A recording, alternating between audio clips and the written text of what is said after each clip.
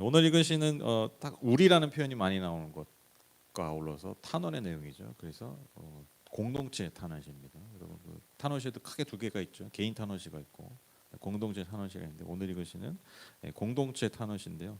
읽으신 것처럼 뭔가 큰 재앙, 국가적인 재앙을 경험한 이 표현, 이 탄원이죠. 그래서 그것이 이제 전제가 돼요. 국가적 재앙을 경험한 마치 우리로 치면 뭐 일제의 나라가 망했던 어떤 그런 경험. 그래서 그 이후에 그러한 어떤 이 국가적 재앙을 경험한 이후에 여전히 겪고 있는 그 고통에 대한 탄원을 지금 하나님 앞에 올리고 있고 특별히 우리에게 이런 재앙을 준 그 이방인들, 그 대적들을 향해서 하나님이 심판해 달라 그렇게 탄원하고 있습니다. 1절 3절 보시면 하나님 이방 나라들이 주님의 땅으로 들어와서 주님의 성전을 더럽히고 예루살렘을 돌무더기로 만들었습니다. 그들이 주님의 종들의 죽음을 하늘을 나는 새들에게 먹이로 내주고 주님의 성도들의 살을 들짐승에게 먹이로 내주고 사람들의 피가 물같이 흘러 예루살렘 사면에 넘치게 할 것만 희생당한 이들을 묻어줄 사람이 아무도 없습니다. 지금 이스라엘은 이제 이방인들에 의해서 완전히 짓밟혔죠. 그리고 무엇보다도 하나님의 성전이 더럽혀지고, 그러니까 이방이 들어온 것 자체가 성전이 더럽혀졌다는 거죠, 그렇죠? 그리고 파괴됐죠. 그리고 예루살렘이 완전히 무너져서 이제 돌무더기가 되었다. 그런 상태죠. 그래서 아마도 여러분 587년 BC 587년이죠. 바벨론에 의해서 남유다가 완전히 멸망당하지 않습니까? 이제 그 사건을 전제하고 있습니다. 특별히 이제 2절 3절은 그들에 의해서 진행된 만행들이 서술되는데 아주 상징적으로 표현하고 있어요. 그게 뭐냐면 아주 끔찍한 거죠. 첫 번째로 주님의 종들, 주님의 성도들이 아주 비참한 죽음을 당합니다. 새들에게 먹이로 내줘 그 주검이 그 시체가 그리고 그 살들이 들짐승에게 나눠졌다. 그러니까 여러분 그 가장 비참한 죽음이 그 시체가 없는 죽음이잖아요. 그렇죠? 그래서 그 여기서 말하는 주님의 종들, 주님의 사람들은 뭔가 하나님과 더 긴밀했던 그런 사람들인데 그런 사람들마저도 시체를 찾을 수 없을 만큼 굉장히 비참한 죽음을 맞이했다라는 것이죠. 나아가서 사람들, 수많은 사람들의 시체들이 예루살렘에 넘쳤다. 그래서 그들의 피가 예루살렘에 흥건히 넘쳐났다. 그러니까 완전히 철저하게 망했던, 비참하게 멸망했던 이스라엘의 모습을 상징적으로 표현하고 있습니다. 근데 결국 그렇게 많은 사람들이 죽었는데 그냥 시체가 그냥 쌓여서 묻어줄 사람도 없는 거예요. 그러니까 얼마나 비참했나, 얼마나 비참했나. 여러분 전쟁 와중에도 이렇게 막 이게 그래도 이렇게 시체를 묻어주기도 하잖아요. 근데 그러지도 못할 정도. 너무나 끔찍한 그런 국가적인 재앙을 경험했다라는 것이죠. 그래서 이제 4절에 의하면 이스라엘은 이웃 민족들에게 조소와 조롱, 웃음거리가 되었다라는 것입니다. 그러니까 여러분 당한 고통도 이루 말할 수 없는데 그 이후에 벌어지는 주변인들의 조롱에 이들의 고통이 더욱 가중되는 거죠, 그렇죠? 그래서 그 특히 이제 그 뭐죠? 큰 어려움을 당한 분들한테는 말이 진짜 조심스러워요. 예. 그래서 우리 한우로 집사님이 그런 얘기 하시더라고요. 얼마 전에 식사하시면서 무슨 수술을 했는데 이렇게 뭐 괜찮냐 말고 그 자체가 너무 귀찮고 힘들더라 그게. 예, 저도 이제 그 이거 쓸게 뺄 때 정말 너무 아프니까요 이게 전화 이런 게 전혀 신경이 안 쓰더라고. 그래서 진짜로 아무 연락이 안 왔으면 좋겠다 이런 생각이 들더라고. 그래서 제가 얼마 전에 어떤 우울증 걸린 사람 이렇게 막 열심히 일하다가 뭐 사업이 망해가지고 우울증 걸린 사람인데 그 사람이 이런 얘기 하더라고. 내가 우울증일 때 제일 싫었던 말이 뭔지 아세요? 뭔데요? 힘내라는 말이래요. 아니 지금 힘이 안 나가지고 이러고 있는데 자꾸 힘을 내래. 그게 더 힘들더래. 더 제일 짜증 나더래 그 말이. 네, 그러니까 그래서 그냥 같이 만나서 한번 해서 그냥 밥이나 같이 먹어주고 같이 옆에 있어주고 그게 제일 힘이 되더라. 그래서 여러분 그 말이라는 것도요. 이 언어적 말도 있지만 이 표정과 행동으로 나오는 말이 있거든요. 그 메시지가 있잖아요. 그러니까 이게 굉장히 조심스러운 거예요. 특히 이제 어떤 큰 일들을 당하신 분들한테는 우리 말을 그냥 안 하는 게 사실 제일 나아요. 안 하는 게 제일 나아요. 그래서 제가 목사하면서 제일 힘든 것 중에 하나가 제일 영광스러움도 제일 힘든 게 뭐냐면 장례식 가서 말을 해야 돼. 제가 제일 많이 말해야 되잖아요. 설교를 해야 되잖아요. 그래서 제가 저는 이게 설교문을 다 써요. 몇 장씩 다 쓰는데 이렇게 쓰고 이걸 중심으로 하지만 이게 섞거든요. 제가 이렇게 여러 가지 말들은. 근데 저는 장례식 설교는 다 그냥 원고 그대로 읽어요. 혹시 말실수할까? 혹시 막 빌 받아가 갑자기 이 말하면 위로가 될까 막 이런 말 괜히 어줍지 않게 하지 않고 그냥 원고 그대로 읽어요. 거의 말을 아끼기 위해서. 왜냐하면 굉장히 조심스러운 그런 상황이기 때문에. 그래서 지금 이 이스라엘 백성들이 왜 더 고통스럽냐면 당한 것도 고통스러운데 주변에 막 조소하고 막 이러고 있으니 더 그 고통이 가중되는 거예요. 그래서 시인이 하나님께 탄원합니다. 5절 7절 보시면 주님 언제까지입니까? 영원히 노여워하시렵니까? 언제까지 주님의 진노하심이 불길처럼 타오를 것입니까? 주님을 알지 못하는 저 이방인들에게나 주님의 진노하심을 쏟아 주십시오. 주님의 이름을 부르지 않는 저 나라들 위에 쏟아 부어 주십시오. 그들은 야곱을 집어삼키고 그가 사는 것을 폐허로 만들었습니다. 이 탄원시에서 나오는 단골 멘트죠. 주님 언제까지입니까? 그렇죠. 단골 멘트. 주님 언제까지입니까? 언제까지 노예하실 겁니까? 그러니까 지금 시인이 전제하는 게 있어요. 시인이 이게 깨닫고 있는 게 있어요. 그게 뭐냐면 지금 이스라엘이 당하고 있는 고통은요 하나님의 심판이 맞아요. 그러니까 이스라엘 백성들이 잘못해서 이스라엘 백성들이 하나님께 죄악을 범했기 때문에 하나님이 이스라엘 민족에서 진노하신 결과가 지금 이 상황인 걸 알아요. 그런데 알는데 탄원하는 거예요. 알겠어요, 주님. 우리가 잘못한 거 아는데 이거 이렇게 얘기하는 거예요. 근데 언제까지 계속 화내실 거예요? 이 얘기. 우리가 잘못한 거 안 되니까요. 그래서 고통 당했어요, 하나님. 아시잖아요. 언제까지 고통을 당해야 돼요? 언제까지 우리한테 진노하실 거예요? 언제까지 우리한테 화내실 거예요? 그렇게 말한 다음에 저는 이 시 아주 독특한 지점이라고 생각하는데 그게 뭐냐면 지금 우리에게 쏟으셨던 그 진노를 이제 방향을 틀어서 우리를 멸망시킨 저 이방인들에게 쏟으라고 탄원하는 거예요. 이게 아주 독특한 지점이에요.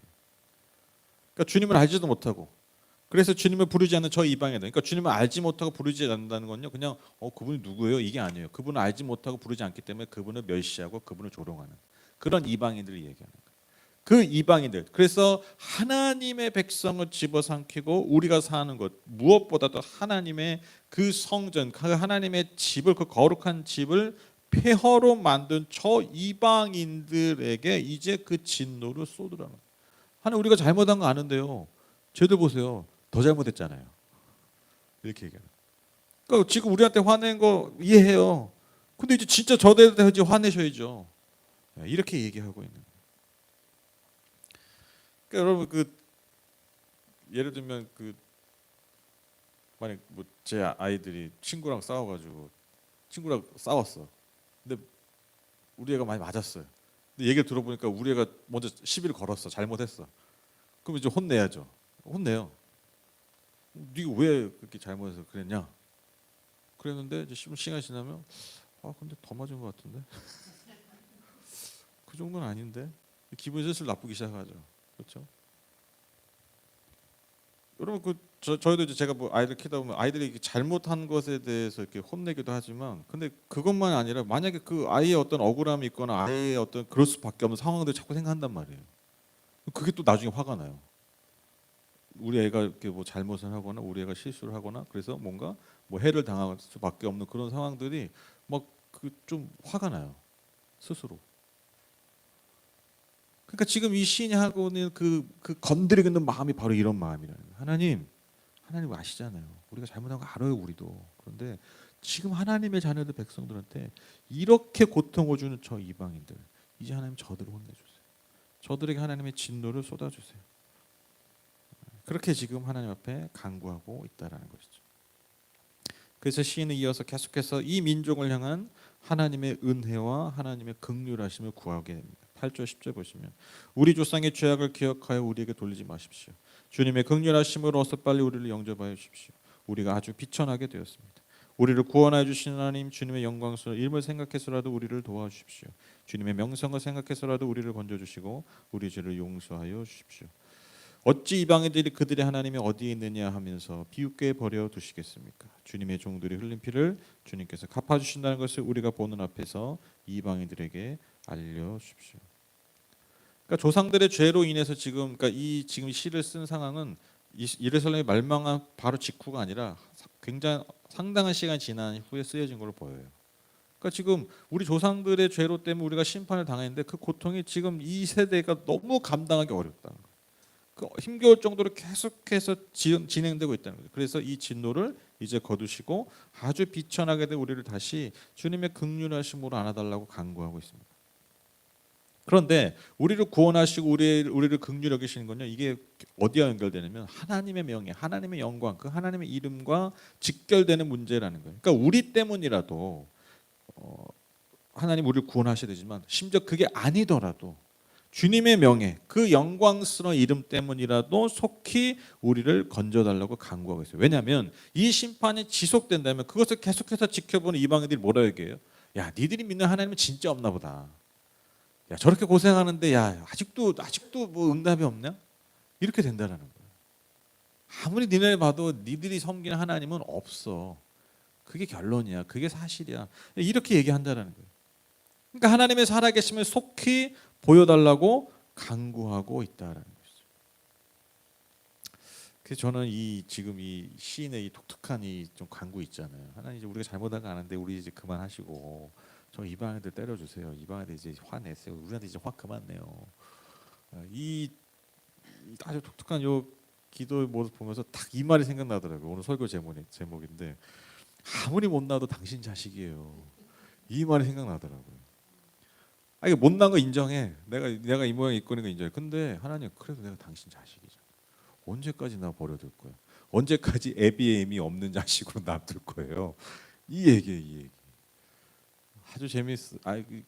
이분들 입장은 재밌지 않겠죠. 내가 이 상황이면 진짜 하나도 재미없지. 그런데 이제 이게 보면 참 이 고백이 딱 이 한마디 얘기하면 이거 같아요. 하나님, 우리가 아무리 못나도요, 당신 자식이에요. 당신의 자녀들입니다. 그러니까 우리를 다시 건져주세요. 우리를 다시 구원해 주세요. 하나님의 은혜와 자비를 베풀어 주세요. 그렇게 고백하고 있습니다.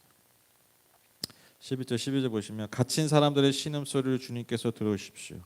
죽게 된 사람들을 주님의 능하신 팔로 살려주십시오. 주님, 우리 이웃 나라들이 주님을 모독한 그 모독을 그들의 품에다가 7배로 갚아 주십시오. 그러니까 지금 이스라엘이 여전히 포로로 잡힌 자들처럼 심 속에 살고 있다라는 거예요. 여전히 갇힌 자들처럼. 그러니까 지금 갇혔다는 게 아니라 마치 갇힌 자들처럼 지금 신음 속에 살고 있다. 지금 죽진 않았죠. 그러나 마치 죽은 것처럼, 죽게 될 사람처럼 그렇게 살고 있다. 그게 지금 이 민족의 상황이라는 것이죠. 그래서 이러한 삶에 하나님의 은혜와 능력을 구하고 있습니다. 그런데 아직도 뒤끝이 남았어요. 뭐라고 또 얘기합니까? 하나님, 우리에게 이러한 고통을 준 저들을 7배로 때려 갚아달라.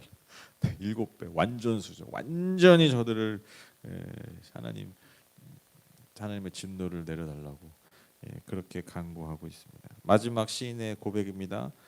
찬양의 맹세로 이 탄원을 마무리합니다. 그때가 언제입니까? 하나님의 진노가 우리에게 거둬져서 저들을 향할 때, 저 원수들을 향할 때, 바로 그때 주님의 백성, 주님께서 기르신 양떼인 우리가 주님께 영원히 감사를 드리렵니다. 대대로 주님께 찬양을 드리렵니다. 이게 얼핏 보면 하나님 그게 응답해 주시면 그때부터 이제 찬양 시작할게요. 여기 이렇게 들리잖아요. 하나님 그때 딱 지금 이제 기다리기, 찬양 아직 안 돼. 아직 악기 세팅 안 됐어요. 하나님 아직 마이크 세팅도 안 되고 우리 마음의 준비도 안 됐어. 그러니까 이제 그때 딱 되면, 예배 시간 딱 시작되면, 그러니까 하나님 우리에게 은혜를 베풀어 주시면 그때 찬양 딱 시작할게요. 이렇게 들리는데 그런 의미가 아니라, 찬양의 우리가 그때 하나님을 찬양한다는 건요, 그때가 올 것을 믿는다는 거예요. 그러니까 신뢰의 고백이 신뢰. 그때 하면 우리가 조건적 고백이 아니라 하나님의 응답을 신뢰한다. 이게 찬양 맹세에 담긴 의미입니다. 지금 찬양을 맹세하는 거잖아요. 이 찬양의 맹세가 차후에 하나님 이렇게 하시면 그 조건에 부합하면 찬양한다는 게 아니라, 이 찬양의 맹세가 어떤 의미라고요? 우리가 그 하나님의 역사하심을 신뢰합니다. 그렇게 이루실 것을 믿습니다. 그래서 미리 우리가 주님을 찬양할 것을 준비하겠습니다. 그런 신앙의 고백이라는 것이죠. 또한 우리가 이렇게 찬양할 수 있도록, 감사할 수 있도록 하나님이 속히 우리의 이 간구를 들어주십시오. 그런 간절한 소망도 이 찬양의 맹세 안에 들어가 있는 거죠. 그러니까 이 두 가지가 다 들어가 있는 거예요. 하나님 향한 신뢰도 있지만, 하나님 그래서 속히 우리가 그 찬양을 나눠주세요.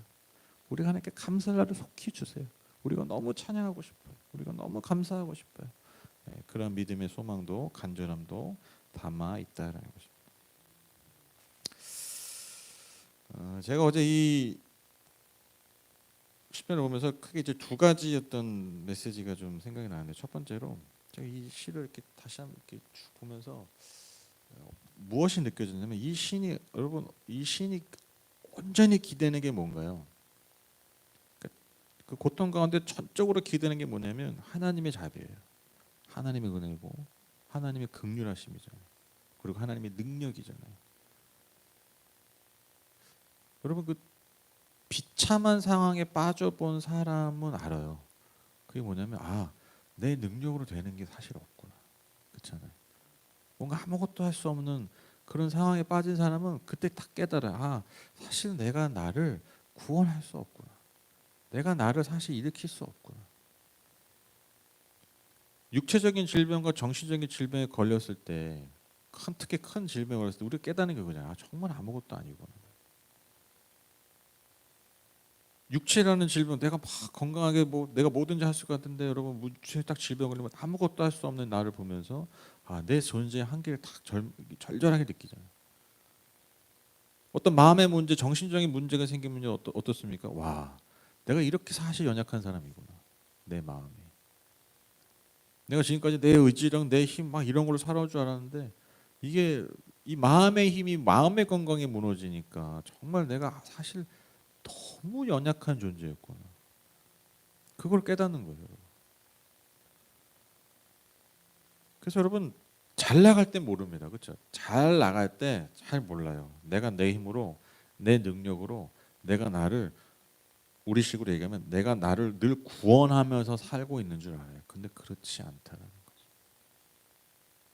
우리가 늘 하나님 앞에 겸손함을 지켜야 되는 이유가 저는 여기 있다고 믿습니다. 그래서 저는 그 하나님을 믿는다는 게 뭐냐면 진짜 하나님 믿는다는 게 어떻게 시작되냐면 내 자신의 연약함과 한계를 늘 인정하지 않으면요 우리는 하나님 믿을 수가 없어요. 그렇죠? 내 존재의 한계, 내 능력의 한계. 제가 다시 한번 이 시를 읽으면서 그게 제 안에 들어오더라고요. 내가 얼마나 사실 연약하고 내가 사실 얼마나 하나님의 도움 없이는 은혜 없이는 살 수 없는 존재들인가. 우리가 호흡 하나하나 하는 게 사실 그냥 되는 게 아니잖아요.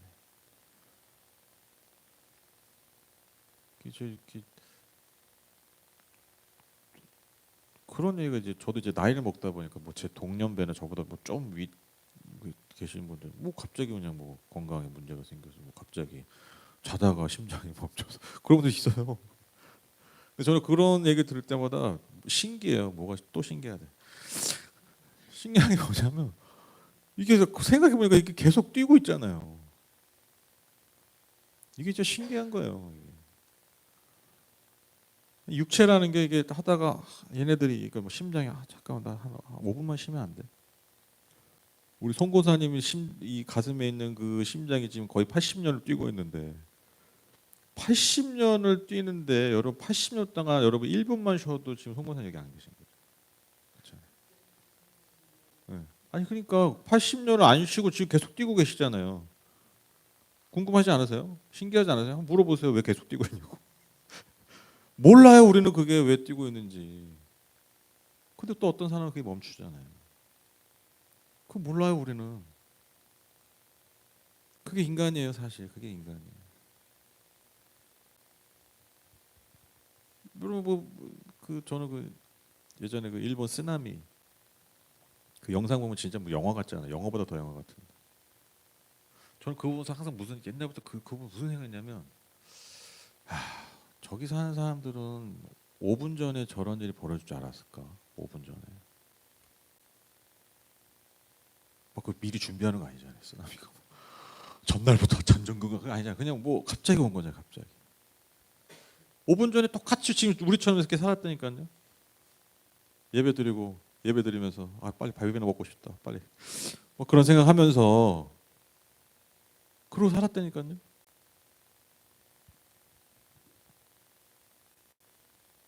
그러니까 우리가 호흡 하나하나 내고 있는 거 내가 1분 1초 하루하루 그냥 살고 있는 게 여러분 그냥 되는 게 하나도 없다라는 거예요.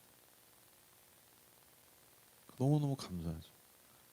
그러니까 여러분 뭔가 비참함에 빠지고 뭔가 재앙을 경험하고 이럴 때만 깨닫는 게 아니라 여러분 내 순간순간 내 삶에 계신 그 하나님을 경험하고 하나님을 인정하고 하나님께 감사하고 하나님 예배하는 그 삶이 얼마나 그래서 귀한가, 얼마나 감사한 일인가. 제가 다시 한번 이 시를 읽으면서 깨닫게 됐습니다. 잘 나갈 때 모릅니다. 그래서 여러분 우리가 늘 기대해야 되는 게, 그러니까 시인이 재앙에 아주 비참에 빠졌을 때 기댄 게 하나님의 은혜잖아요. 그러니까 우리가 비참할 때 뭘 깨닫는 거예요? 진짜 중요한 걸 깨닫는 거잖아요. 진짜 나한테 필요한 걸 깨닫는 거잖아요. 그러니까 우리 그냥 보통의 삶에도 여러분 가장 중요하고 가장 필요한 게 그거예요. 하나님의 은혜입니다. 동일한 얘기예요.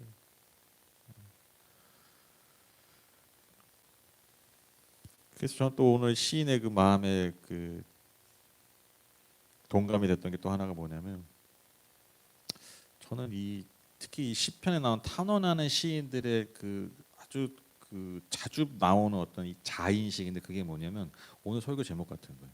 하나님, 내가 그래도 하나님 자녀잖아요. 이거예요, 이거. 여러분 이게 진짜 중요합니다. 이게 진짜 중요해요. 하나님, 내가 하나님한테 열심히 했잖아요. 이게 아니에요.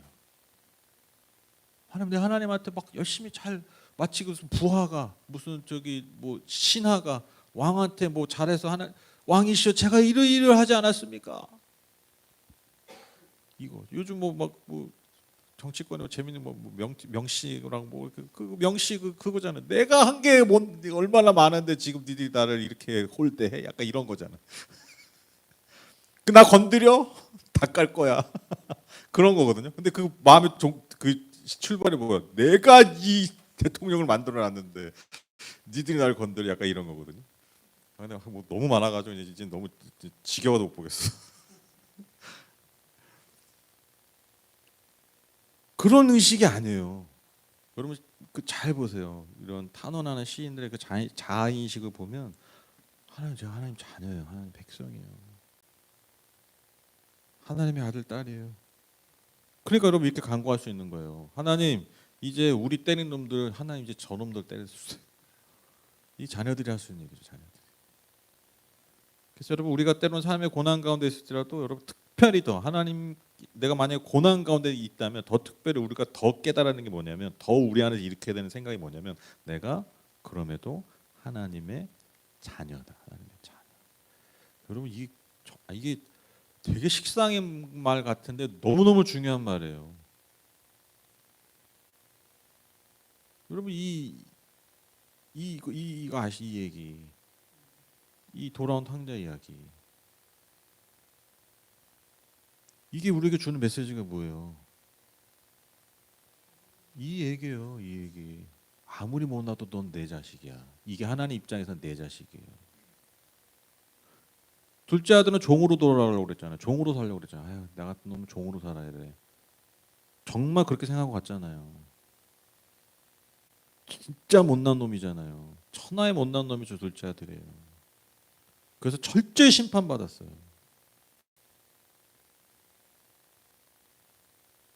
근데 하나님이 어떤 존재예요? 아무리 못나도 내 자식이에요. 그거 얘기해 주는 거예요. 저 이야기가. 우리가 그런 존재라고. 아무리 못나도 자식이에요.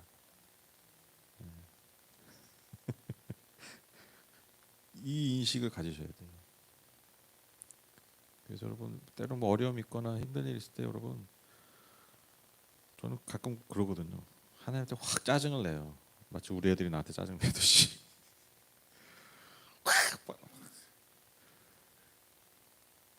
왜 짜증 낼 수 있냐면, 짜증이 나니까 짜증 나죠. 근데 하나님이니까, 내 하나님 자녀니까.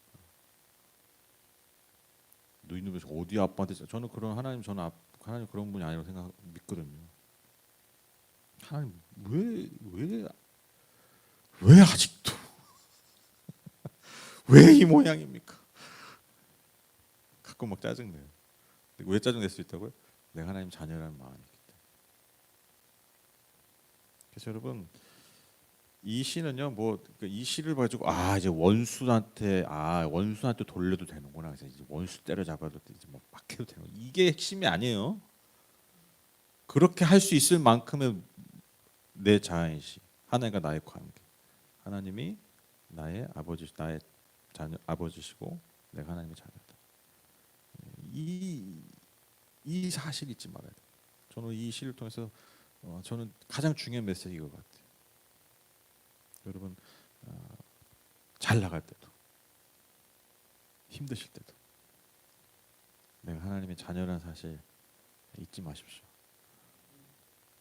잘 나가도 하나님 자녀입니다. 근데 이거 주의 깊게 들으셔야 돼요. 잘 나가면 내가 이제 하나님이에요. 그때 잊지 말아야 돼요. 나는 하나님의 자녀다. 근데 여러분 아무리 못나도요 우리가 하나님 자녀. 하나님 늘 영원히 우리를 그렇게 바라보시고 생각하고 계시다는 것을 여러분 꼭 잊지 마십시오. 내가 아무리 비천하고 내 모습이 아무리 남루해도 여러분 저렇게 버선발로 나오시는 그 하나님의 마음을 우리의 평생에 우리의 마음의 중심에 새기시는 저와 여러분 되시기를 주님의 이름으로 부탁드립니다.